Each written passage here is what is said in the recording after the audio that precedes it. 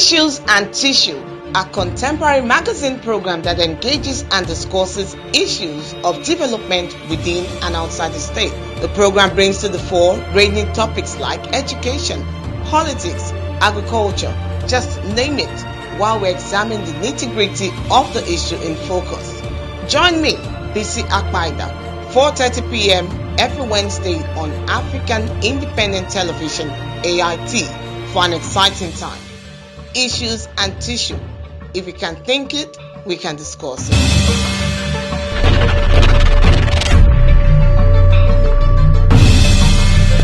Hello and thanks for staying tuned. This is African Independent Television, AIT.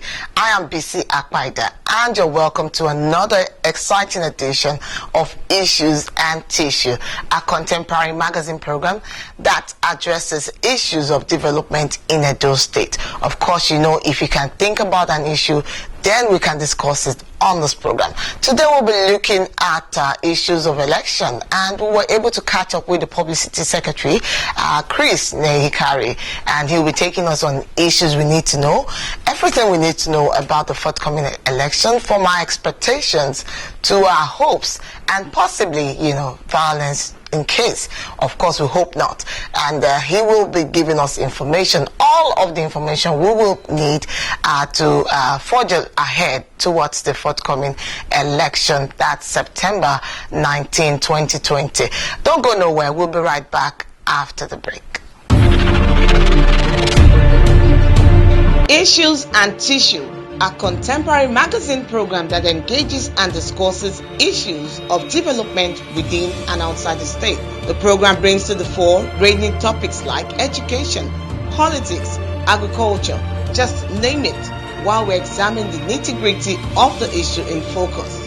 Join me, BC Akpaida, 4:30 p.m. every Wednesday on African Independent Television, AIT, for an exciting time.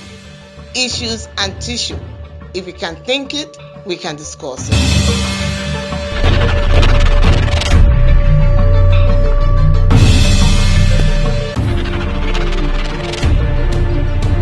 My name is Chris Nehikari.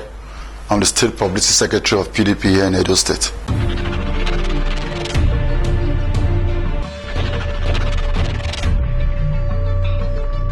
The elections here definitely will be memorable.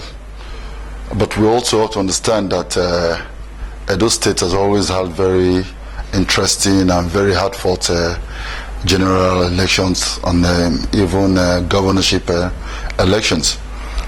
The candidates of both parties are people that are well known across the state, as in both of them contested in the last election, but from opposite sides of the party.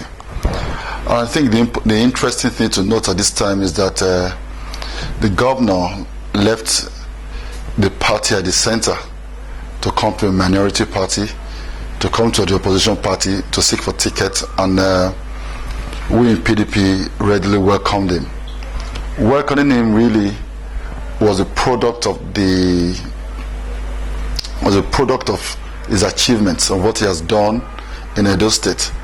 And Edo people, especially the opinion molders, the leaders and elders of Edo State across the three senatorial districts, were able to talk to PDP leadership, talk to PDP members on why the governor should be given an opportunity to contest for a second term. You know, people at the initial stage, of course, you know, we had our own candidates, you know, and you also know the governor was a roadblock was put in his place in his party which he belonged to. But for the development of Edo State, for the growth and development of Edo State, for the people of Edo State to enjoy the dividend of democracy and to get the benefit of his hard work, PDP had to accept for him to run on his platform and to completely integrate himself and members of his party that have come with him in droves to join the party. And when we talk of this election going to be memorable, I think we're really talking about the kind of gap, the kind of defeat, or the kind of victory our candidate is going to impose on the candidate of the other party.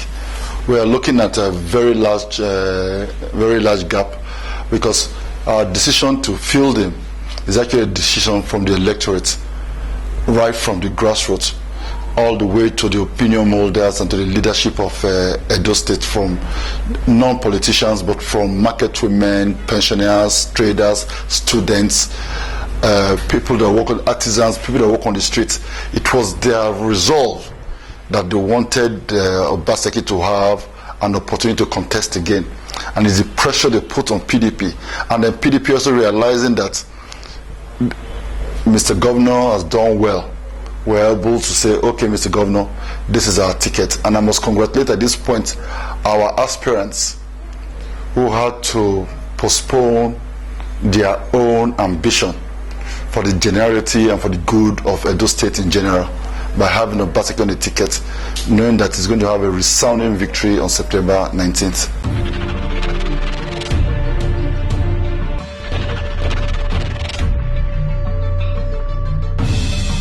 In an election, the personalities involved or the persons involved must be totally and completely x-rayed by everybody. And so we cannot remove who they are from while we are trying to grade or decide who to vote for. That is a big part of deciding who to vote for, the personalities of the contestants. But we in PDP this time around, we want to actually dwell on the issues, dwell on the achievements, dwell on what the governor has done, for us to be able to mark them. That is, point to them that this is this has been done by the governor in the last 3.5 to 4 years. Well, of course, we'll talk about who the governor is. Is compassionate, is forthright, is strong-willed, and his determination to build a modern Edo State. His determination to build also a passionate Edo State, to reset Edo State to fit into the Community of Nations, not just states, nations of the world, to give us that sense of belonging and sense of attainment and achievement. These issues will come up. The governor has a manifesto, but we will not call it a manifesto. We're going to call it a report card, because we are going to be talking about what he has done and how he's going to complete them. All these things have been properly costed, properly designed for the people of Edo State to make the right decision at the right time. So the personality of the governor is going to play a huge role. What he has done and achieved in the last 3.5 years also going to play a huge role. And the political party under which platform is running at this time is going to play a huge role, because I know people will agree that today APC has turned to the party of looters. They are destroying the institutions built by PDP, destroying the NDDC, destroying the EFCC, destroying the judiciary. And Nigerians will put a stop to their belligerence. And that is where we are going to. We will start with Edo State as a model for a modern Nigeria. So that model will be developed from here under the leadership of Governor Obaseki, and other states will emulate the template whereby they would remove themselves from the, how will I call it now, influence of godfathers who want to direct affairs at both local government, state and national levels, but let the people actually lead. Let the people be the ones to determine the faith of their faith, where all the monies realized from IGR and from the allocations from the federal government are used for the development of the state, not to pamper political godfathers. These are the things we are going to bring to bear when our government comes in November 12th.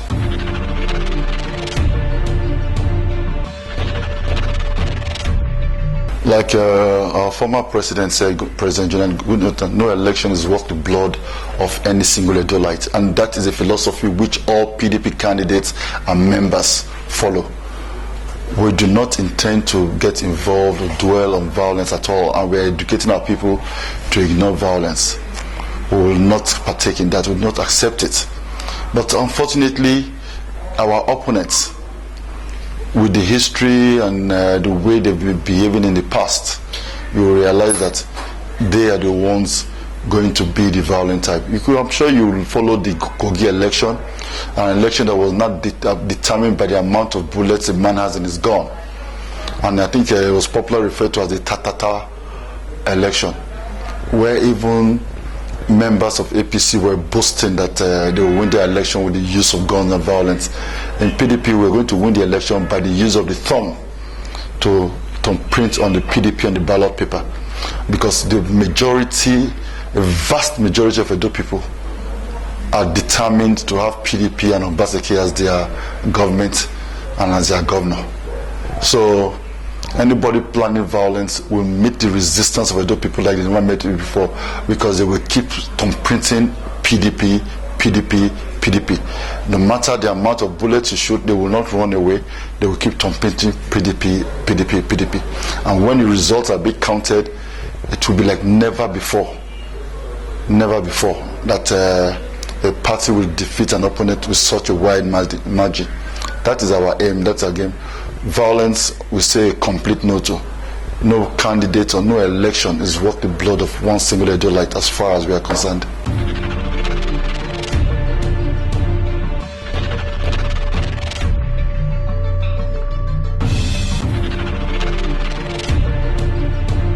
There is no political party, and I don't think my party, I can speak for my party 100%, and I can tell you there is nowhere any member of this party or a group of members of this party will sit down and decide that we are going to snatch a ballot box. It's unheard of. You don't do that in an election in a civilized country. And even with civilized people, in PDP we have civilized people, people that have children and respect the Constitution of Nigeria and respect the votes and the wishes of Edo people, especially in this, talking of this election. Their wishes is what we follow. Don't forget, PDP was in opposition for 12 years. For 12 years. So we couldn't have been encouraging or want to encourage people to go and snap ballot boxes. We don't do it. We don't even think about it. We don't even contemplate it. And even with that, even though we were playing for 12 years, we consistently won the presidential elections in 2015, in 2019, because Edo people believe in us. So if any party is planning to use youth, I think we should tell those youths to reject whatever offer or whatever errand they're sent, because the Nigerian police and the Nigerian army that may be deployed for the election will not hesitate to shoot. No PDP youth will get involved in such thuggery, such political violence, such political, I don't know what word to use. No PDP youth. Our youths are properly oriented. We talk to them regularly, have youth enlightenment. We talk to them regularly on the minimum expectation of their behavior when it comes to election. All we ask them to do is, when a result is declared, make sure the result declared are the same results that go from the unit level to the state level by escorting the INEC officers. We will not, and our youth will not be involved in such thuggery. It's not done. It's unheard of. Issues and Tissue, a contemporary magazine program that engages and discusses issues of development within and outside the state. The program brings to the fore ranging topics like education, politics, agriculture, just name it, while we examine the nitty-gritty of the issue in focus. Join me, BC Akpaida, 4:30 p.m. every Wednesday on African Independent Television, AIT, for an exciting time. Issues and Tissue. If we can think it, we can discuss it.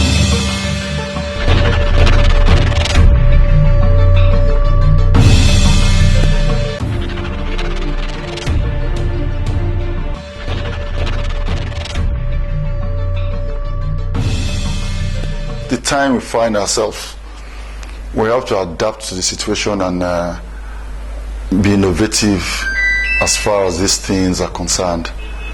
Unfortunately, we may not be able to do the massive rallies that we're used to, unfortunately. But this time around, we have to work in such a way as not to put the health of Edo people at risk. We have to work in such a way that we are in compliance with the regulations of INEC and the NCDC. And we have designed a few methods to reach the electorates, and those methods will not disclose on television to reach them, to compare to them, and we are confident that it will work out.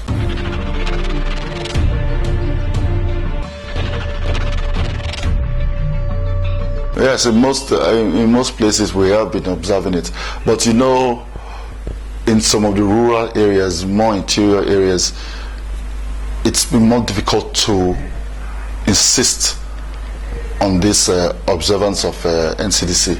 You tell them to keep a distance, they start to keep it a distance, but as the meeting progresses, they are converging again. We have to go back. No, we have to go back to the way we were. Wear your mask. Some of them wear the mask, some of them will provide the mask for. It's a very serious issue which we are trying to imbibe on the people of Edo State, and we are trying. You know, the People Party, we are trying, and the government has done a lot to educate and enlighten these people. As a party, we've also done our own part to educate and enlighten these people. You know, so social distancing is very important, but it's just one of the things.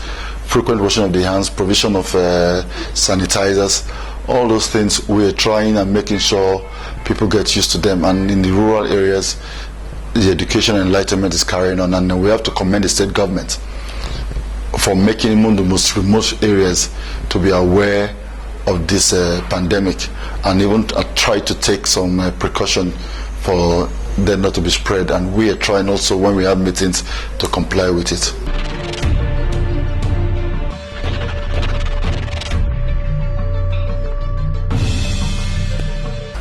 First and foremost, that story, or even the thought that a governor that has performed so well, that his emergence as our candidate was as a result, we want to threaten the governor, will do no such thing. He's a Democrat and he believes in democracy. And also, don't forget the amount of people that have decamped or crossed over or come to identify with PDP in the last 3 weeks or 4 weeks is unprecedented because of the governor. And then why would they want to threaten one or two of the 18 council chairmen? He doesn't need to do any of those things, and he's not doing it. I will not do it. Members of the party, or members of APC that want to come to PDP is voluntary, and a lot of them are come. A lot of political appointees, a lot of members of the APC, they've all come to identify with the party, take party cards, and are propagating and campaigning for the governor along their communities. You know, so I think it's the desperation of the opposition APC to come up with stories that are more fictional than real, to talk about governor forcing or enticing people to come. No, it's not. The other day, ADP collapsed their structure. The state executive, ADP, a political party, collapsed their structure to come to PDP. We have a few other parties that were lined up for this week that want to cross over to PDP. So why will the governor be talking or wanting to force council chairman? No, it's not.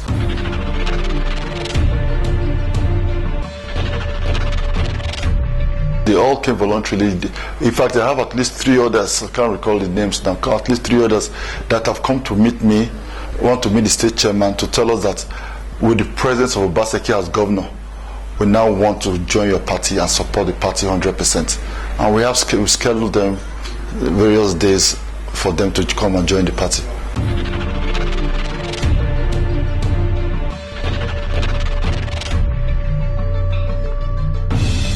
I think the governor was by default, he found himself in APC.